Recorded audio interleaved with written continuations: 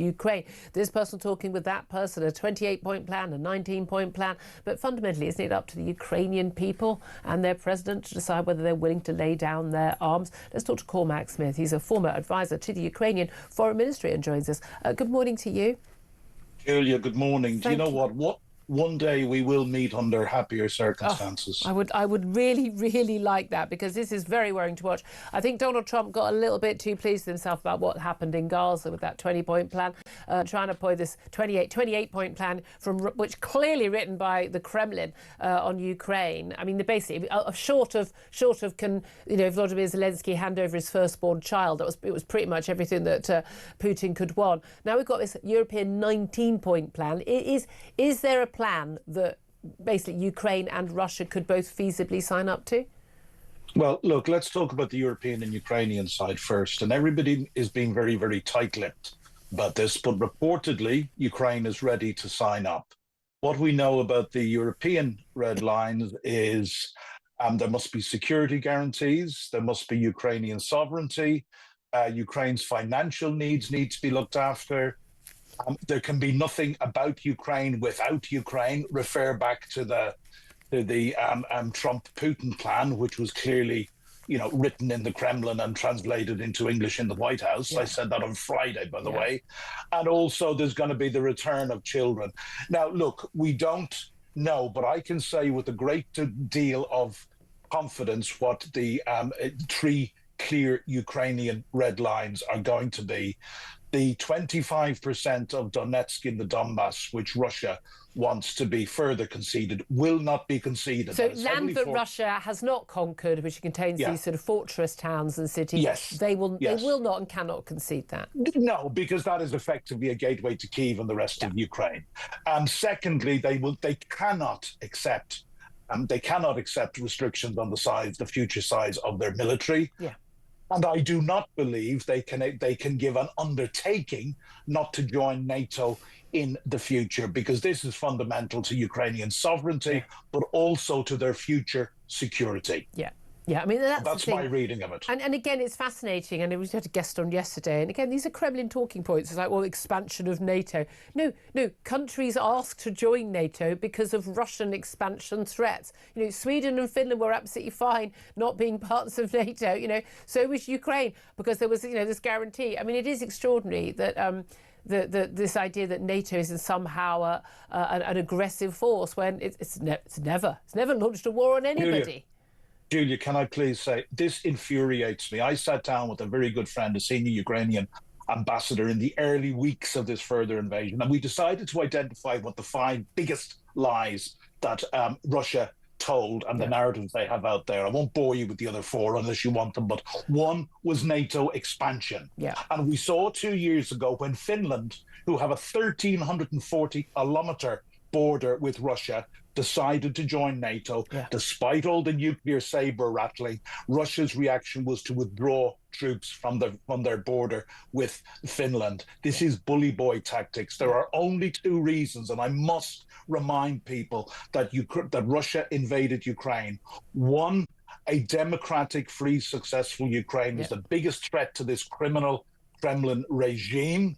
And the successful Maidan revolution was the straw that broke the camel's back. Yeah. But 2, Ukraine used to account for 40% of industrial output in the Soviet Union. This is an old-fashioned war of colonial conquest. It was the breadbasket of the Soviet Union. It's the industrial heartland. Of course, the slice of Ukraine that Russia wants is the industrial region.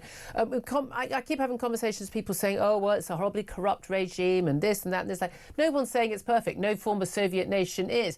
In war, there are always plenty of people who are taking their cut. And that happened in Iraq and Afghanistan. It happens in every single war going. But no one's ever pretending that Zelensky or Ukraine or the Ukraine are perfect, as we would not be. It is absurd, isn't it? But here's the thing: how much is going to come down to the whims of Donald Trump? And we've seen this. I think it was Bloomberg got hold of a tape of Steve Witkoff, the president's negotiator in mystery, basically sort of briefing his Russian counterpart on how to talk to Donald Trump to sort of basically how you keep the Sun King happy by flattering him. It seems to me that whether it's NATO leaders, it's European leaders, Zelensky, whether he flies out to Mar-a-Lago over the Thanksgiving weekend in America this weekend, or whatever happens, everything is just constantly about stroking Donald Trump's ego and talking him down from his love-in with Putin. Well, look, there is a lot of information coming to light now, including the Bloomberg article, which you just mentioned, about Witkoff's position and his links to the Kremlin and the Russian mafia in real estate deals that go back decades and decades. There is a reason he's obviously of Russian descent as well. There is a reason that Donald Trump has appointed somebody with zero diplomatic experience as his point man on Ukraine and Russia.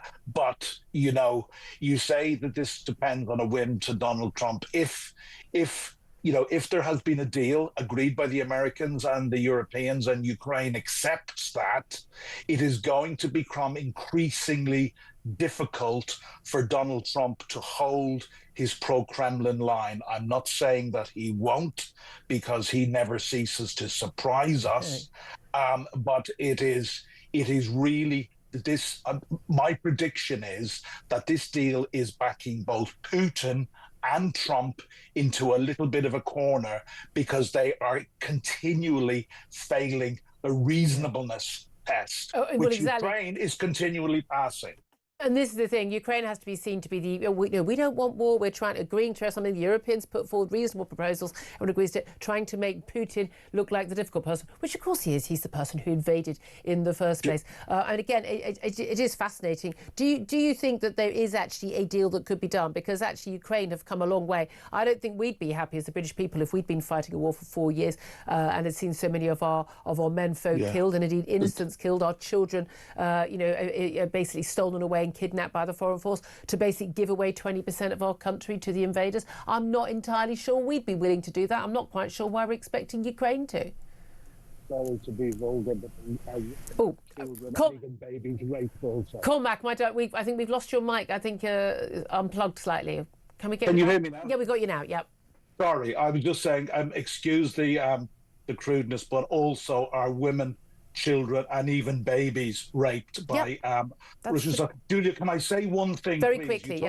You talked about corruption. The 2 years that I was a British diplomat embedded in Ukraine's Ministry for Foreign Defence, the pot that I was paid out of was specifically to deal with reforms and corruption.